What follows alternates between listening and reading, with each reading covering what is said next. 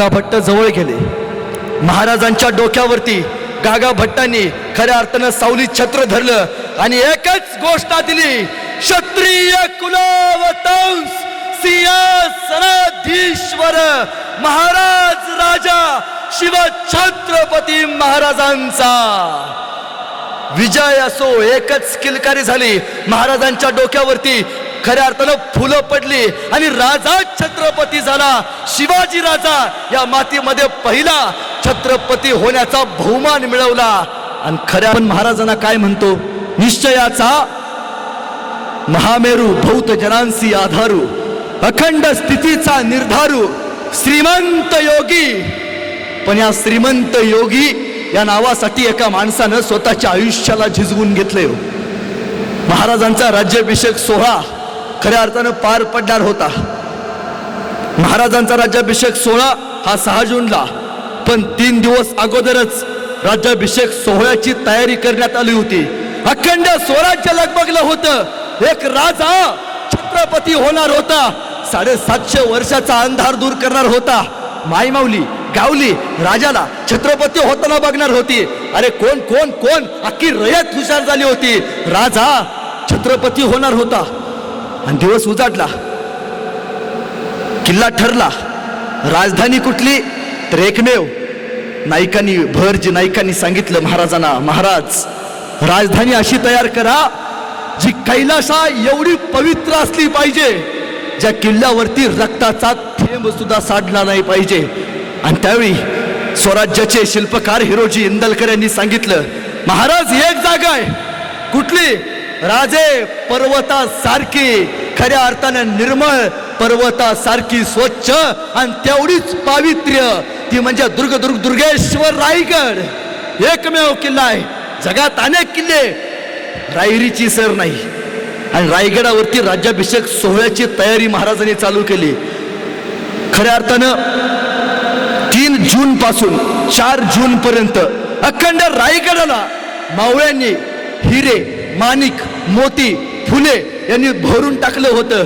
अखंड रयत राजाला भेटायला आणि राजाला छत्रपती व्हायला बघायला आली होती.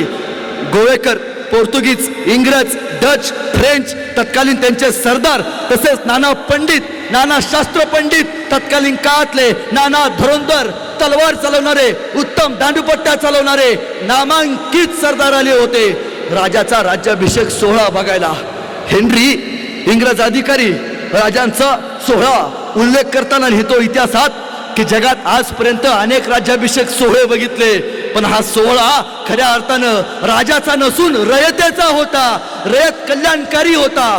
आणि खऱ्या अर्थानं दिवस उजाडला. 4 जून सकाळी महाराजांना रायगडाच्या राजसदरेवरती उभा करण्यात आलं. गागा भट्ट काशीवरून महाराजांच्या राज्याभिषेक सोहळ्यासाठी आले होते.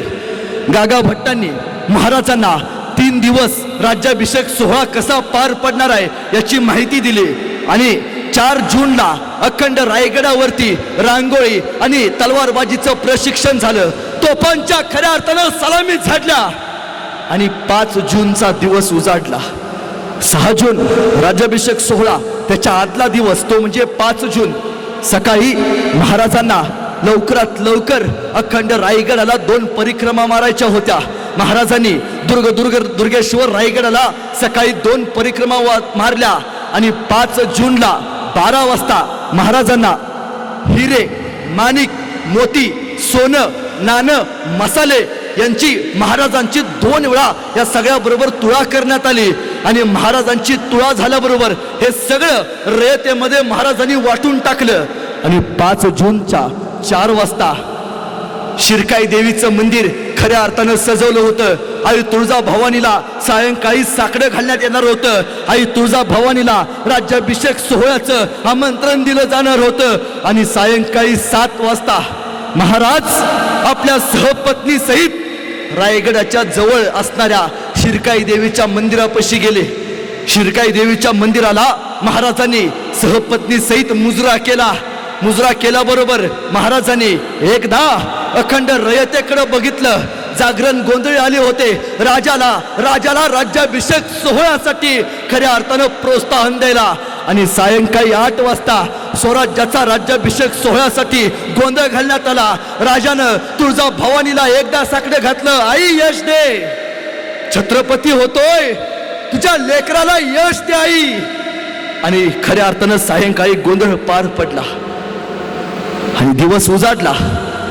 6 जून अखंड इतिहासात ही तारीख लिहून ठेवली जाणार होती. ज्या आदिलशाहीनं, ज्या निजामशाहीनं या मातीवरती अलौकिक अत्याचार केला, त्यांच्या छतडावरती भगवा रोवण्याचा हा दिवस होता.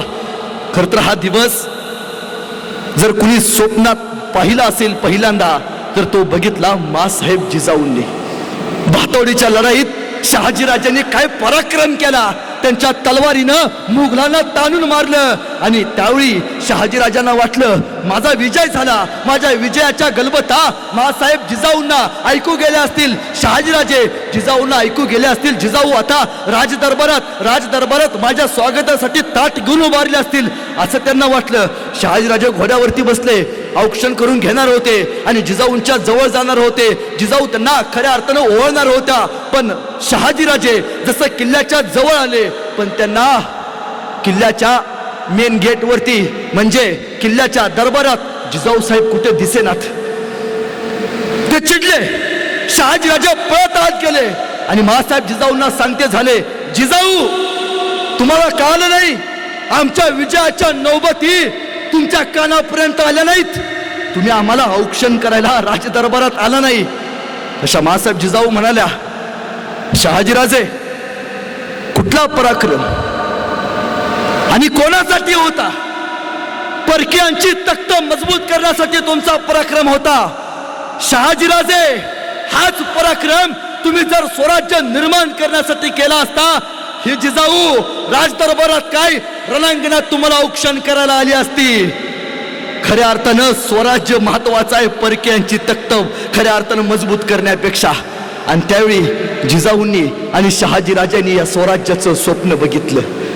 ते स्वप्न आता पूर्ण होणार होतं. 6 जूनला पहाटे 4 वाजता महाराजांना तुफाने आंघोळ घालण्यात आली. दुग्ध स्नान महाराजांचं करण्यात आलं आणि पहाटे 5 वाजता लगबग अखंड रायगड राजाला छत्रपती होताना बघणार होता. महाराज आपल्या नयन कक्षात गेले. महाराजांच्या डोक्यावरती छत्रपती पदाचा जिरेटोप घातला. महाराजांच्या गळ्यात जगदंबेची माळ घातली. महाराजांच्या अंगात राजाचा वेश परिधान करण्यात आला आणि महाराजांच्या एका हातात आई तुळजा भवानीची समशेर देण्यात आली आणि महाराज छत्रपती होण्यासाठी राजसदरेकडे निघाले. महाराज यायला निघाले. महाराजांच्या डाव्या बाजूला अष्टप्रधान मंडळ हातात समशेर घेऊन उभारलं होतं. त्यांच्या समोर नाना सरदार, नाना पंडित हातात खऱ्या अर्थानं भगवद्गीता रामायणा यांचे प्रतीक घेऊन उभारले होते आणि महाराजांच्या सोबत कैक मावळे होते. महाराज निघाले. आज ते कदम महाराजांची पावलं राजदरबाराच्या जवळ आली. महाराज राजसदरेवरती आले. महाराजांच्या अंगावरती फुलं टाकण्यात आली. सनई चौघडे वाजू लागले. राजा छत्रपती होणार होता हा दैदिप्यमान सोहळा बघायला अखंड रयत आली होती आणि महाराज आस्त कदम वाघाच्या चालीनं राजसदरेतून 32 मनाच्या सोनेरी सिंहासनाकडे जायला लागले. हे तेच सिंहासन जे रयतेचं स्वराज्य खऱ्या अर्थानं जगाला समर्पित करणार होतं. तेच सिंहासन 32 मनाचं ज्यावरती राजा शिवछत्रपती होणार होते. आणि महाराज आज ते कदम 32 मनाच्या सोनेरी सिंहासनाच्या जवळ आले. आणि महाराजांना आठवलं. महाराजांनी एकदा साईडला बघितलं आणि महाराजांच्या डोळ्यात पाणी आलं. आज ताना हसायला हवा होता. म्हटला असता, वा राज, काय स्वराज्य निर्माण केलात, माझा राजा छत्रपती होतोय. पण ताना नव्हता. आज माझा शिव असायला हवा होता. म्हणला असता, राज मनातलं स्वप्न पूर्ण केला बर का, माई माऊलीच्या लेकीच्या कपाळावरच्या कुंकुवासाठी लढला बर का. पण ही माणसं नव्हती. या माणसांच्या बलिदानातूनच तर 32 मन सोनेरी सिंहासन तयार झालं होतं. जगात शिवचरित्र एकच सांगतं, आयुष्यात कितीही मोठे व्हा, कितीही उंचीवरती पोचा, पण ज्या माणसांनी तुम्हाला त्या उंचीपर्यंत पोहोचवलंय त्या माणसांना मरेपर्यंत विसरू नका. हे शिवरायांचं शिवचरित्र तुम्हाला आम्हाला शिकवतंय. महाराज 32 मनाच्या सोनेरी सिंहासनाच्या जवळ गेल्यावरती गागा भट्ट समोर गेले. महाराजांच्या हातात गागा भट्ट यांनी राजदंड दिला. महाराजांनी राजदंड चांदीचा हातात घेतला, त्याला हिऱ्यांची झालर लावली होती आणि महाराज 32 मनाच्या सोनेरी सिंहासनाला लावून मुजरा करते झाले. महाराजांच्या उजव्या हाताला मासाहेब जिजाऊ आणि स्वतः शंभूराजे, युवराज शंभूराजे महाराजांना छत्रपती होताना बघत होते. आणि महाराजांनी 32 मनाच्या सोनेरी सिंहासनाला शेवटचा नमस्कार केला आणि महाराज सिंहासन रूपी गरुड आश्वासनात महाराज बसले. महाराज जसे 32 मनाच्या सोनेरी सिंहासनावरती बसले तसे गागा भट्ट महाराजांच्या पाठीमागे गेले. स्वराज्याचे सरसेनापती हंबीरराव मोहिते महाराजांच्या उजव्या हातात तुपाचा कलश घेऊन उभारले होते. त्यांनी तुपाचा कलश हातात धरला.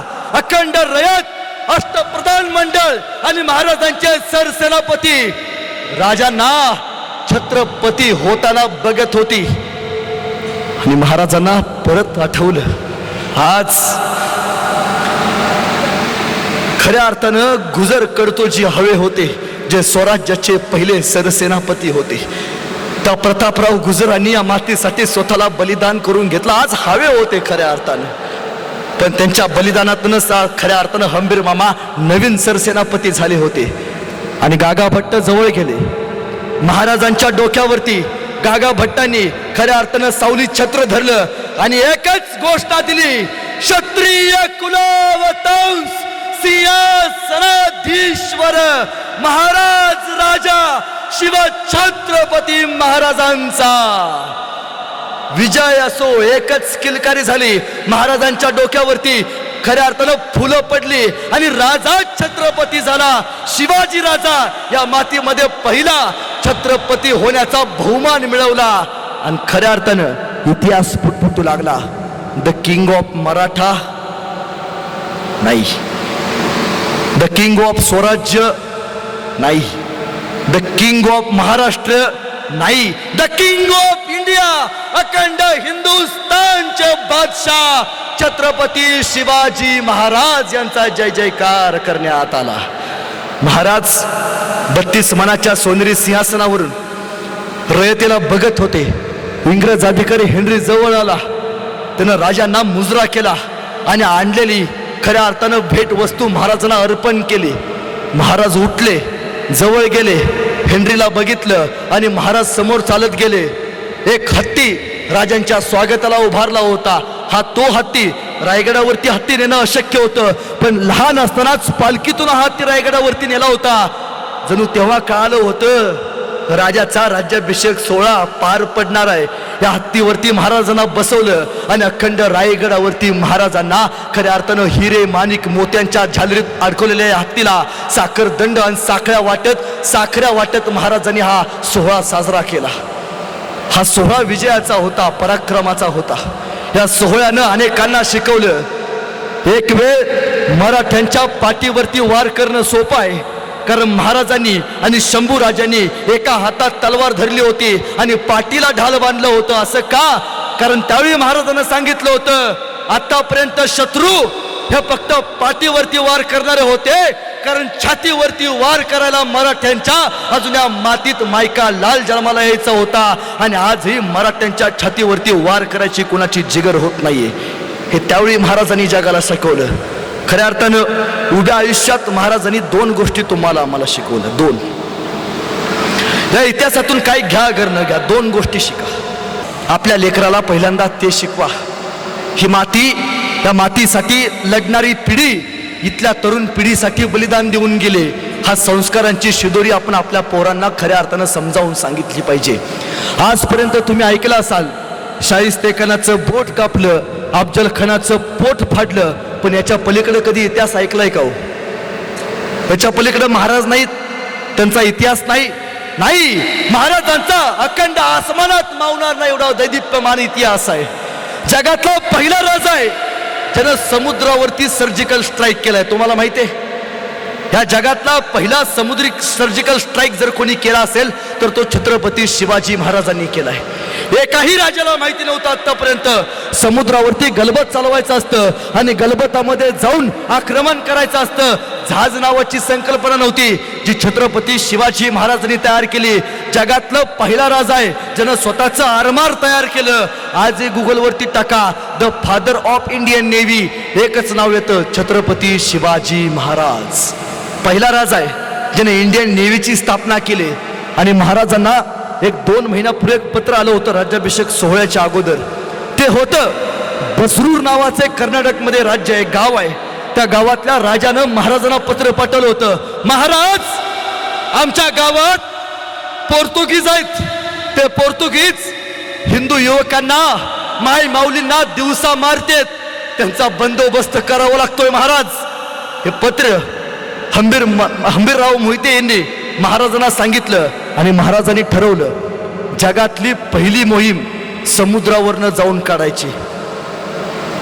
आणि भरज नाईकांना बोलवलं. नाईक, बसरूला जाऊन पोर्तुगीजांचा बंदोबस्त करायचा म्हणतोय, दिवस कुठला? महाराज